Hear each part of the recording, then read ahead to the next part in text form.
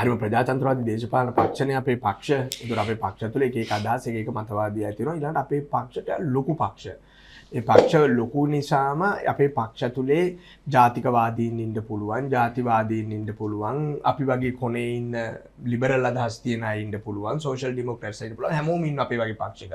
එහෙනම් අපි වගේ පක්ෂ තුල රණ්ඩු වෙනවා, බැන ගන්නවා, තරහ වෙලා යනවා. ඉතින් එහෙම තමයි අපේ දේශපාලන පක්ෂ. That's how democracy works within the political parties. ඒක ඇතුලේ ඇහුවොත් අපේ පක්ෂ මොකද හිතන්නේ කියලා බටලන්ද සම්බන්ධයෙන්.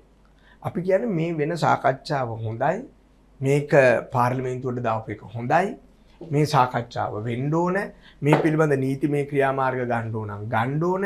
ඒකට වැරදිකාරය කියන්නේ නිවැරදි නීතිමය ක්‍රියාමාර්ගයක් ඇතුළේ ඒකට වැරදිකාරයන්ට තරාතිරමක් නොබලා දඬුවම් දිය හැකි නම් දඬුවම් දෙන්න ඕන.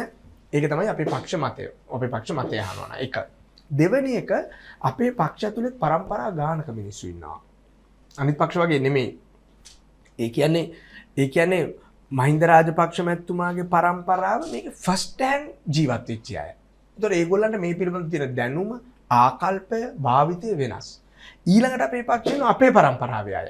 ඔයාලා දෙන්න වගේ මේක ගැන අහපු අය. මේක දිහා මීට වඩා පුළුල් චින්තනයකින් දකින අය. ඒ කියන්නේ මේක මේ රනිල්ට රිටර්න් එකක් දෙන්න ඕන කියලා නෙමෙයි මම මේක රනිල්ට රිටර්න් එකක් දෙන්න ඕන නම් දෙන්න ක්‍රමත් ඕන තරම් තිබ්බා. සා මේක රනිල්ට රිටර්න් එකක් දීලා විස දෙන්නෙත් නැහැ කියලා මං කියන්නේ. මේක අපි මේ මුළු ප්‍රොජෙක්ට් එකම කරන්නේ රනිල්ට රිටර්න් එකක් දෙන්න නම් ආයෙත් අපරාධයක්.